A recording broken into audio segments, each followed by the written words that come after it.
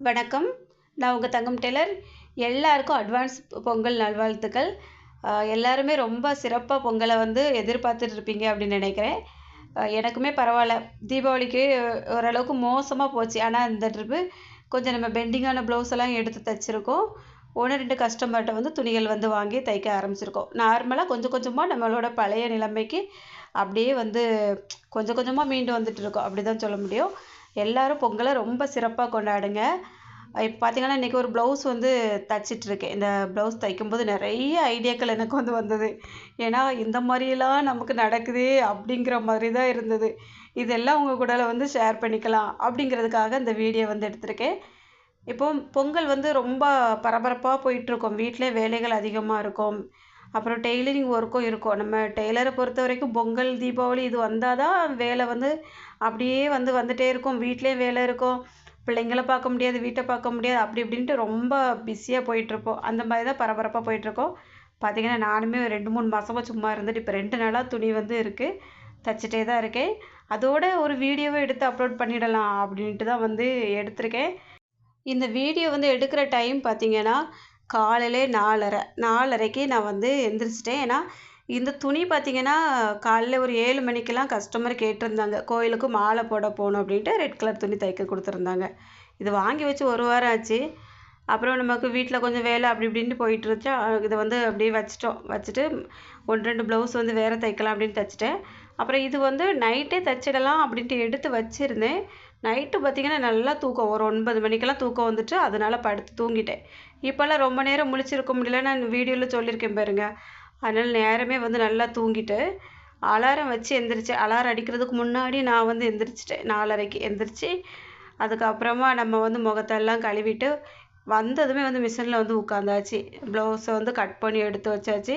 ஆனால் அந்த ப்ளவுஸ் வந்து கட் பண்ணும்போதே எனக்கு பார்த்தீங்கன்னா ரொம்ப இதாக தான் இருக்குது. துணியெல்லாம் நல்லா இருக்குது, சூப்பராக இருக்குது, எந்த குறையும் சொல்கிறதுக்கு இல்லை. இது 1 மீட்டரும் 20 பாயிண்ட் வாங்கி கொடுத்துருக்காங்க. ஏன்னா கொஞ்சம் பெரிய சைஸ் ப்ளவுஸு. இந்த ப்ளவுஸோட ரெடி அளவே 17,000 வந்திருக்கு. அப்போ அது கூடால நம்ம வந்து தையலுக்கெல்லாம் சேர்த்து 2 இன்ச்சு எக்ஸ்ட்ரா சேர்ப்போம். 19,5 இன்ச்சு. அப்போ எவ்வளோ பெருசாக வரும்னு பாருங்களா. கடையில் வந்து ஒரு 20 பாயிண்ட்டுக்கும் எக்ஸ்ட்ரா ரூபா கொடுத்து தான் வாங்கிட்டே வருவாங்க. ஆனால் நம்மக்கிட்ட வரும்போது மட்டும் அவங்க சைஸு ரொம்ப பெருசாக இருந்தாலும் நம்ம எதுவுமே சொல்லக்கூடாது.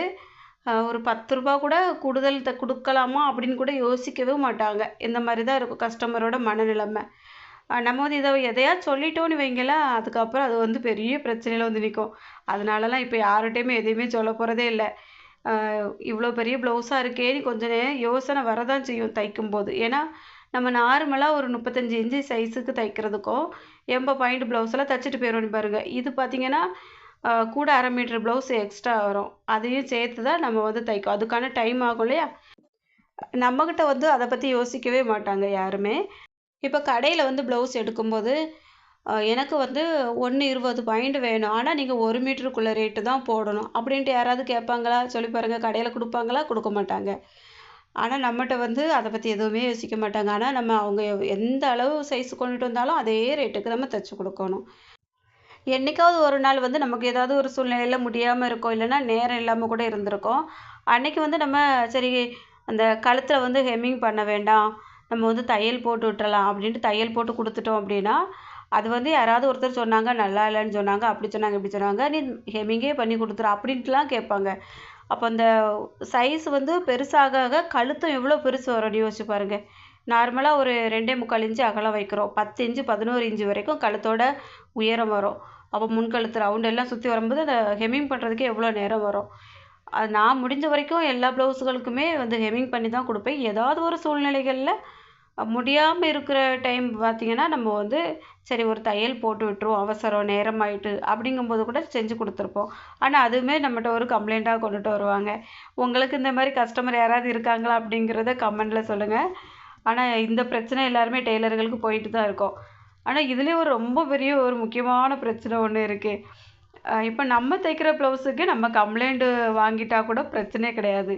அடுத்தவங்க தைக்கிறதுக்கும் நம்மக்கிட்ட அந்த பிரச்சனை வரும். ஒன்னால தான் எல்லாம்.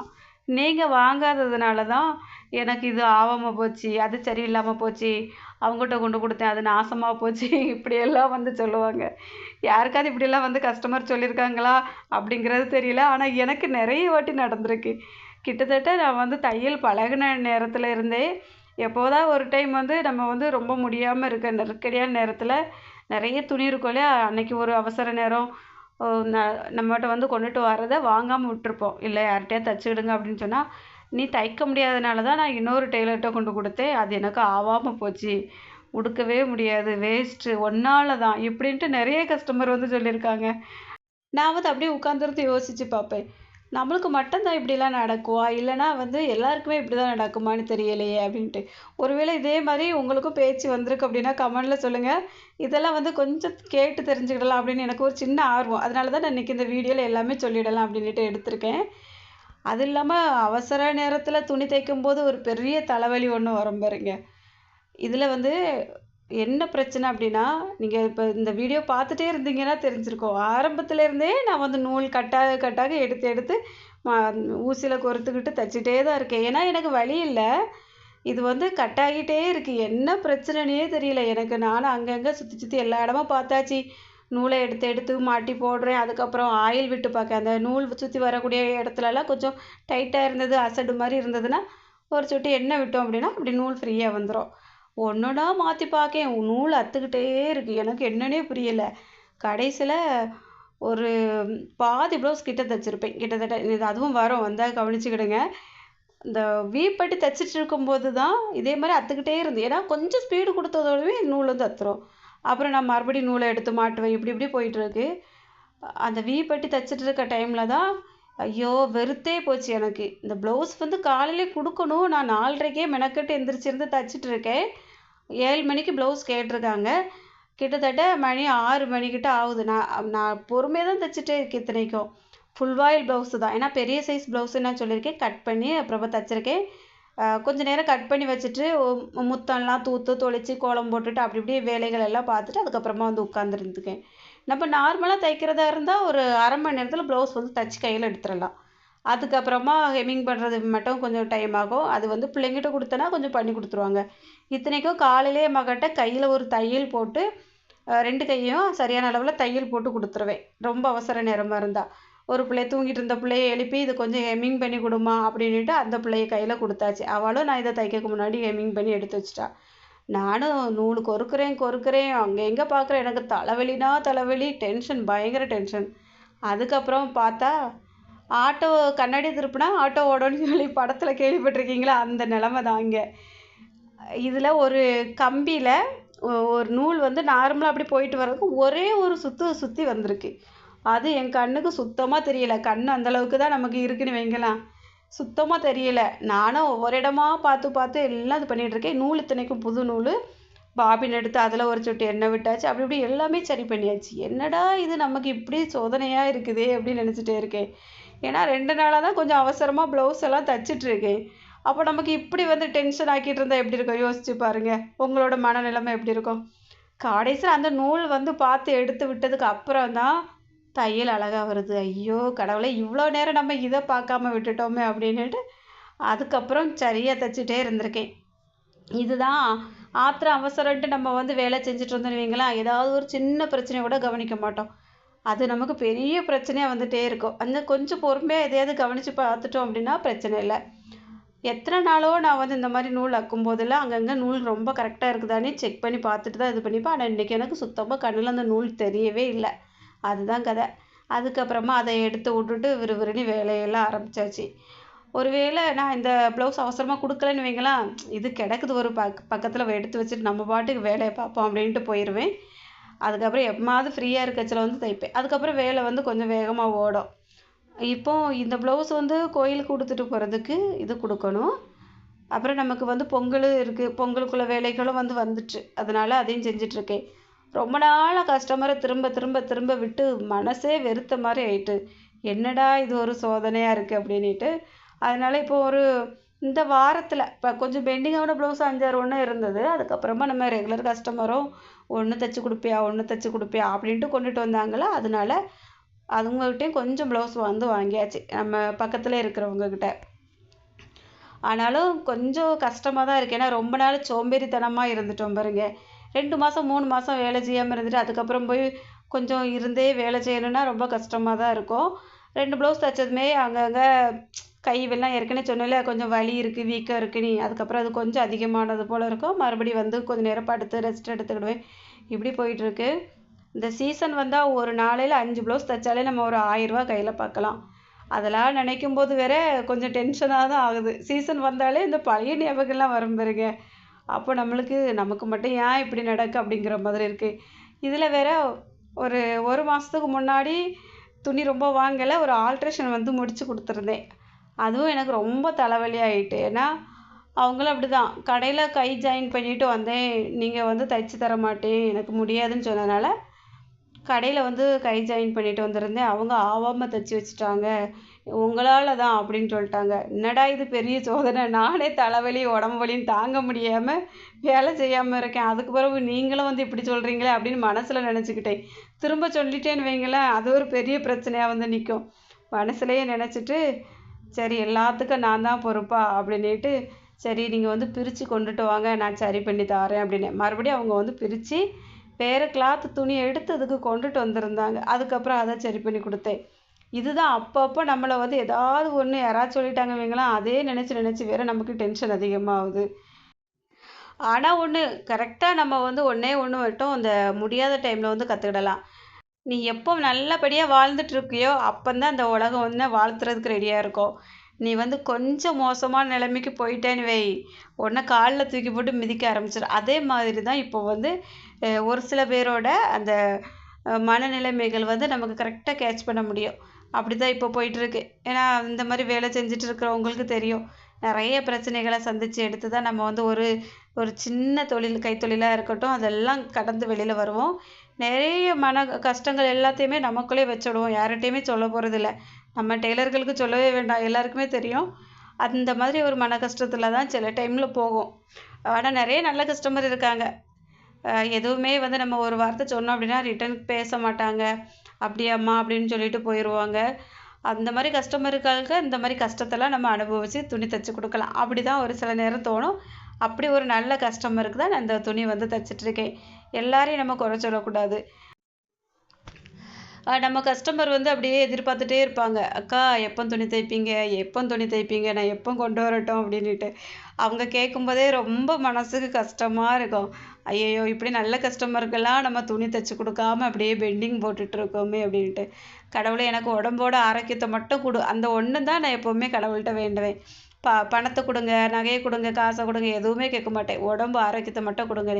நம்ம தான் ஆரோக்கியமாக இருந்தால் நம்ம வேலை செஞ்சே ஓரளவுக்கு நம்ம செலவை பார்த்துடலாம் இல்லையா.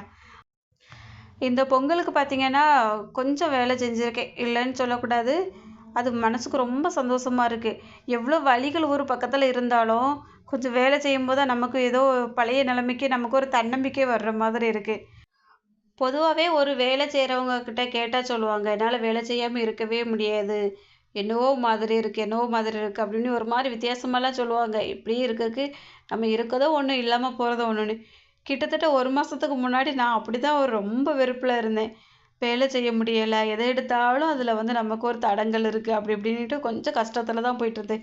நம்மெல்லாம் எதுக்கு தான் இருக்கோமோ தெரியலையே அப்படிலாம் தோணிட்டு இருந்து. ஆனால் நம்ம வேலைகளை வந்து பார்க்க ஆரம்பிச்சிட்டோம் அப்படின்னா கண்டிப்பாக நம்ம மனசில் உள்ள பாரமும் அப்படியே கொஞ்சம் கொஞ்சமாக இறங்க ஆரம்பிக்குது. இப்போ பார்த்தீங்கன்னா ஒரு 2-3 நாளாகவே கொஞ்சம் எதையுமே பற்றி யோசிக்காமல் கொஞ்சம் வேலையில் கவனம் செலுத்த ஆரம்பிச்சிருக்கேன். கடவுள்கிட்ட ஒன்று தான் வேண்டிகிட்ருக்கேன், இந்த மாதிரி ஒரு நாளைக்கு ஒரு 2 ப்ளவுஸோ 3 ப்ளவுஸோ கொஞ்சம் கொஞ்சம் நாளாக நம்ம வேலைகளை நம்ம பார்க்குற மாதிரி எனக்கு ஒரு மன தைரியத்தையும் உடம்பு ஆரோக்கியத்தையும் கொடுங்க, அந்த ஒன்று தான் வேண்டிகிட்ருக்கேன். அது மட்டும் இல்லை, என்னை மாதிரியே யாருமே கஷ்டப்பட்டுறக்கூடாது, அது கூட நான் வேண்டுவேன். ஏன்னா அந்தளவுக்கு வந்து இந்த வலிகள் எல்லாம் வரும்போது எனக்கு ரொம்ப ஒரு மனசு வெறுப்பாக ரொம்ப கஷ்டமாக இருக்கும். நமக்கு ஏன் இப்படி இருக்குது அப்படின்ட்டு. நம்ம வந்து ஒரு நெருக்கடியான சூழ்நிலையில் ஓடிக்கிட்டே இருக்கும்போது அந்த இடத்துல வந்து நமக்கு தேவையான வேலையிலேருந்து வரக்கூடிய காசும் இல்லைன்னா எவ்வளோ ஒரு வேதனையாக இருக்கும்னு நினச்சி பாருங்கள். அந்த மாதிரி எல்லாமே வந்து நம்மளை சுழட்டி அடிச்சுக்கிட்டு அப்படியே போயிட்டுருக்கு. இப்போ வந்து கொஞ்சம் கொஞ்சமாக வேலைகள் செய்யணும் அப்படின்னா தான் நமக்கும் நல்லாயிருக்கும். இப்போ இந்த வீடியோ எடுக்கிறதும் நம்ம வந்து சப்ஸ்கிரைபர்கிட்ட கொஞ்சம் பேசுகிற மாதிரி இருக்கும். அப்படிங்கிறதுக்காக தான் அப்பப்போ கொஞ்சம் வீடியோவும் எடுத்து போட்டுட்ருக்கேன். ஆனால் சேனலில் வியூஸ் போகிறத பார்த்தா எனக்கு ரொம்ப ஒரு மாதிரி தான் இருக்குது. ஏன்னா அந்தளவுக்கு கஷ்டப்பட்டு வருஷக்கணக்கில் நம்ம வீடியோவை வந்து தொடர்ந்து போட்டுக்கிட்டே இருந்தோம். டெய்லியும் வீடியோ போட்டோம், வாரத்துக்கு 2 வீடியோ போட்டோம், அப்படி இப்படி போட்டுகிட்டே தான் இருந்தோம். ஏதோ ஒரு இதில் கொஞ்சம் நம்ம வீடியோலாம் ஓட ஆரம்பித்து நிறைய சப்ஸ்கிரைபர் வந்தாங்க, பார்த்தாங்க. ஆனால் இப்போ பாருங்கள், 80,000க்கு மேலே சப்ஸ்கிரைபர் வந்த பிறகு வியூஸே போக மாட்டேங்குது. ஒரே அசிங்கமாக போச்சு அப்படிங்கிற மாதிரி தான் தோணிகிட்ருக்கு. வீட்டில் எல்லாரும் வச்சு கலாய்க்க ஆரம்பிச்சிட்டாங்க. வீடியோ வியூஸே போகலை, என்ன உங்கள் சேனல் இப்படி ஓடுது இப்படி ஓடுது அப்படின்ட்டு. பிள்ளைங்க வேற 1,00,000 சப்ஸ்கிரைபர் எப்போ வரும்னு எதிர்பார்த்துட்டு இருக்கோம். ஆனால் நீங்கள் இப்படி வீடியோ போடாமல் இருந்தீங்க அப்படின்னா எப்படி வரோம் எப்படி வரோன்னு அவங்களும் நம்மளை கழுவி கழுவி ஊற்ற ஆரம்பிச்சிட்டாங்க. அதுவும் சரிதான், நம்ம வேலை செஞ்சால் தான் காசு வாங்க முடியும். அதே மாதிரி தானே எல்லாம். எதையாவது நம்ம செஞ்சுட்டே இருந்தோம் அப்படின்னா தான் எதிர்பார்ப்புகள் இருக்கும் நிறைய பேருக்கு. அதை வந்து தேடி தேடி பார்க்கும்போது நம்ம போட்டிருக்க வீடியோவும் அதில் கொண்டு காமிக்கும். அப்போ அவங்களுக்கு ஒரு யூஸ்ஃபுல்லாக இருக்குது அப்படிங்கிறதுக்காக பார்ப்பாங்க. ஆனால் நான் நினைக்கிறேன், இப்போ கொஞ்ச நாளாகவே நான் யூஸ்ஃபுல்லாக எதுவுமே போடலையோ அப்படின்னு எனக்கு கொஞ்சம் யோசனையாக இருக்குது. இருந்தாலும் கொஞ்சம் மனசு வருத்தமாகவும் இருக்குங்க. பழைய மாதிரி நம்மளை வந்து வேலை செய்யலை அப்படிங்கிறதுக்காக நிறைய பேர் ஒதுக்கி வச்சுட்டாங்க. இப்போ நம்ம சேனல்லே நம்ம சப்ஸ்கிரைபரும் நிறைய பேர் நம்மளை ஒதுக்கி வச்ச போல் ஆகிட்டே அப்படிங்க நினைக்கும் போது கொஞ்சம் கஷ்டமாக தான் இருக்குது. அந்தளவுக்கு எனக்கு ஒரு சப்போர்ட் வந்து கொடுத்துட்டு இருந்தீங்க. பழையபடி அந்த சப்போர்ட் எப்போ கொடுப்பீங்க அப்படின்னு தெரியலை. நான் என்னால் முடிஞ்ச வரைக்கும் நல்ல வீடியோக்கள் வந்து கொடுக்குறேன். ஏன்னா நம்ம வந்து தொடர்ந்து வேலை செஞ்சுட்டே இருந்தோம்னா தானே அதில் வந்து ஏதாவது ஒரு வீடியோக்கள் எடுத்து எடுத்து உங்களுக்கு கொடுக்க முடியும். அதனாலேயே நம்ம சேனலில் வந்து கொஞ்சம் டல்லாக தான் போயிட்டுருக்கு. இனிமையாவது தொடர்ந்து வீடியோ கொடுக்கலாம் அப்படின்ட்டு ஒரு 2 நாள் ஆர்வம் போடுவேன். மறுபடியும் பழைய மாதிரி அந்த நிலைமைக்கு போயிடுவேன். உங்களை சொல்லி எந்த குத்தமும் இல்லை. அதுக்கு எல்லாமே காரணம் நான் தான். இப்போ நான் வந்து கரெக்டாக இருந்து வேலை செஞ்சுட்டு இருந்தேன், வீடியோ போட்டேன் அப்படின்னா தானே நீங்கள் பார்ப்பீங்க. இப்போ வந்து நிறைய கஸ்டமர் வந்து நம்மளை இவா கிடக்கா, இவளுக்கு வேறு வேலை இல்லை, எப்பவும் இப்படியே தான் சொல்லிகிட்டு இருக்கா அப்படின்னு நினச்சிட்டு நிறைய பேர் வந்து மாறி போயிட்டாங்க. இப்போ வந்து நிறைய பேர் வந்து இருக்காங்க, வெயிட் பண்ணி அக்கா எவ்வளோ நாள் ஆகுனாலும் நான் உங்கள்கிட்டயே தைக்கேன் பரவாயில்ல அப்படின்ட்டு. இவங்களுக்காகயாவது நம்ம வேலை செய்யணும் இல்லையா? அதனால் இனிமையாவது தொடர்ந்து வேலைகளை செய்யணும் அப்படிங்கிறது மாதிரி ஒரு முடிவில் தான் இருக்கேன். வர்றதெல்லாம் பார்த்துக்கிடலாம் அப்படின்ட்டு. இந்த பொங்கலுக்கு நீங்கள் எந்த மாதிரி துணிகள் எல்லாம் தைச்சிருக்கீங்க? அந்த துணிகள் தைச்சதுலேருந்து வந்த காசை வச்சு எப்படிலாம் யூஸ் பண்ணினீங்க அப்படிங்கிறத மறக்காமல் கமெண்டில் சொல்லுங்கள். நிறைய புதுசாக தைக்கிறவங்களுக்கு யூஸ்ஃபுல்லாக இருக்கும், ஆர்வமாக இருக்கும். நானும் நிறைய ஆர்வங்களோட புதுசாக துணிகளை வந்து தைக்கும் போதெல்லாம் நிறைய பொருட்கள் எல்லாமே வாங்கியிருக்கேன், ஞாபகமாக இருக்கும். அந்த மாதிரி தான் ஒவ்வொரு நாட்களும் கடந்துகிட்ருக்கு. அவ்வளோதாங்க இன்றைக்கி இந்த வீடியோ உங்களுக்கு பிடிச்சிருக்கோன்னு நினைக்கிறேன். வீடியோ பிடிச்சிருந்தா மறக்காமல் ஒரு லைக் பண்ணிவிட்டு, இப்போ தான் நம்ம சேனலில் புதுசாக பார்க்குறீங்க அப்படின்னா அப்படியே சப்ஸ்கிரைபும் பண்ணிக்கோங்க. பக்கத்தில் இருக்க பெல் பட்டனை ஆன் பண்ணிடுங்க. தொடர்ந்து நான் போடிய வீடியோக்கள் எல்லாமே உடனுக்குடன் உங்களுக்கு நோட்டிஃபிகேஷனில் வரும். இது வரைக்கும் இந்த வீடியோ பொறுமையாக பார்த்த எல்லாருக்கும் ரொம்ப ரொம்ப நன்றி. வணக்கம்.